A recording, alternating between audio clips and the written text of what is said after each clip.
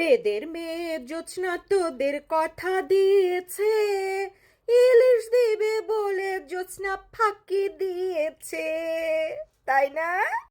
অনেকেই বলবে কি এসে, ওহো এখন গান গেয়ে ভাইরাল হতে এসেছে। হ্যাঁ, গান গেয়ে ভাইরাল হতে এসেছি। এর আগে কি ছিল?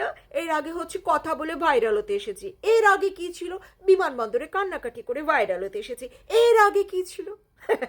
বিশ্বে একমাত্র আমি, শুধু ভাইরালই হয়ে যাচ্ছি, ভাইরালই হয়ে যাচ্ছি। ভাইরাল করিস না কেন রে? একটু কইরা দে না ভাইরাল। করিস তো না, খালি লেকচার, এদুর এদুর লম্বা লম্বা খালি লেকচার মার, ভাইরাল হইতে আসে, ভাইরাল হইতে আসে। ভাইরাল তো আর করিস না। যাই হোক, আচ্ছা ঠিক আছে, যেটা বলতে এসেছিলাম শোনেন, এই ইউটিউবার বলেন, সোশ্যাল মিডিয়া পার্সন বলেন, এই টাইপের যারা সেলিব্রিটি হয়ে গেছে না, তারা না জনগণকে অ্যাজ এ গ্র্যান্টেড নেয় ভোদাই হিসেবে। ঠিক আছে, জনগণ মাইন্ড করবেন না, আমি সত্যি কথা বলার চেষ্টা করছি। জনগণকে তারা একেবারে সিগনেচার সহ সই সহ ভোদাই মনে করে, এবং তারা মানে সেই ভোদাই রূপেই তাদেরকে ট্রিট করে। খেয়াল করে দেখবেন, যতগুলা আমাদের বাংলাদেশে যতগুলা সোশ্যাল মিডিয়া পার্সন আছে, একটু উপরের মই ধোয়া মই সোয়া গাছের মগ ডালে, খেয়াল করে দেখেন তাদের কথার সাথে তাদের কাজের সাথে মিলটা একটু খুঁজে দেখবেন। মানে আপনাদের কি পরিমাণ ভোদাই তারা বানায়। হ্যাঁ, যাই হোক, আস্তে ধীরে আস্তে ধীরে দেখবেন সবাইকে নিয়ে বক্তব্য দেওয়ার চেষ্টা করব, তারপরে যদি একটু ভাইরাল বানান আর কি। আচ্ছা, তো এটার প্রমাণ হচ্ছে কি? এটার প্রমাণ হচ্ছে সোশ্যাল মিডিয়া পার্সন আগে পরে যাই, জনগণরে কিভাবে ভোদাই বানায়। জনগণ জানে যে ভারত বিদ্বেষী বক্তব্য দিলে জনগণ সেই তালি মারে। হ্যাঁ, মানে ভারতের বিপক্ষে থাকতে হবে, আর যাই হোক আর ভারতের বিপক্ষে থাইকা এই টন টন চালাই না পেটে ভাত দিতেছে। হ্যাঁ, বাংলাদেশের জনগণ সামান্য লজ্জা নাই, পেটে ভাত তো ভারতের দিতেই হবে, পেঁয়াজ ভারতেরটা খাইতেই হবে, মরিচ ভারতেরটা খাইতে হবে। যখন দ্রব্যমূল্যের দাম বাইরে যায়, চালের দাম বাইরে যায়, তখন ভারতের দিকে এমনি তাকাইছে, এই ভারত চাল দিবি না, এ দে না চাল, দে না, আর তো চাল কিনতে পারতেছি না, দে না চাল, দে না।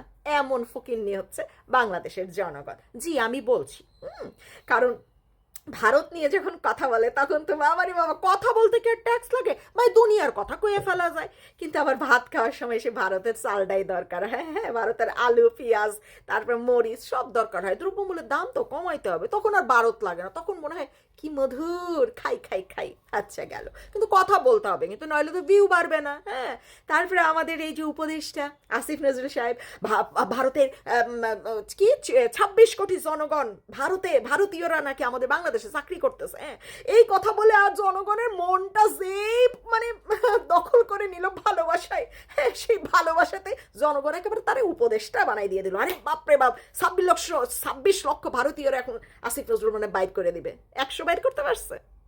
খুঁজে বাইর করতে পারছে?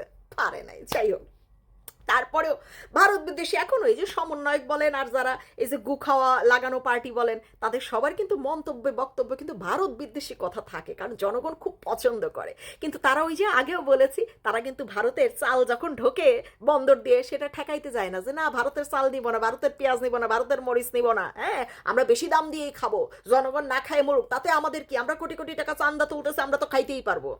তারা কিন্তু এগুলা ঠেকায় না, কিন্তু ভারত বিদ্বেষী অনেক কথা। তারপরে কি আমাদের এই যে ইলিশ কন্যা, মৎস্য কন্যা, উনি যখন ক্ষমতা নিয়েছে, আরে কি যে মানে বাংলাদেশে তাকে প্রতি ঘরে ঘরে ফ্রিতে ইলিশ দিয়ে বেড়াচ্ছে। আপনি খান নাই ফ্রিতে ইলিশ? পান নাই বুঝি? ও আচ্ছা, তাহলে আপনার ঘরের ঠিকানা মনে হয় পায় নাই। আচ্ছা, উনার ক্ষমতা নেওয়ার পরে মানে এত ইলিশ একেবারে কম দামে চলে আসবে, জনগণ 2 টাকা দরে ইলিশ খাবে, প্রত্যেকের বাসায় ফ্রি ইলিশ যাবে, জনগণ তো সেই খুশি, বাবারে বাবা, তারে মাথার উপরে বসাই দিছে। তারপরে ভারতে একটিও মানে জনগণ না খাইতে পারলে কিন্তু ভারতে একটিও ইলিশ যাবে না। হ্যাঁ, যাবে না, কিন্তু সম্ভব না যাওয়ার। 5,000 টন, মাত্র 5,000 টন ইলিশ পাঠাইছিল গত বছর ক্ষমতা নেওয়ার পরপরই,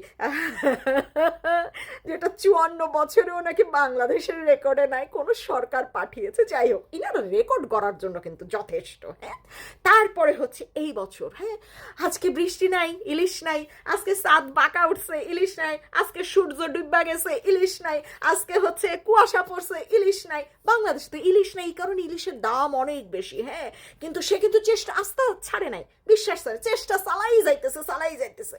জনগণ সেই ভালোবাসায় রাখছে, তো রাস্তায় বাইরে হতে পিড়াইতেছে না। হ্যাঁ, সেই ভালোবাসায় রাখছে, ইলিশ তো জনগণরে দিবেই দিবে। দাম বেশি তাতে কি, মনের মতন পেয়ে পেয়েছি উপদেশটা।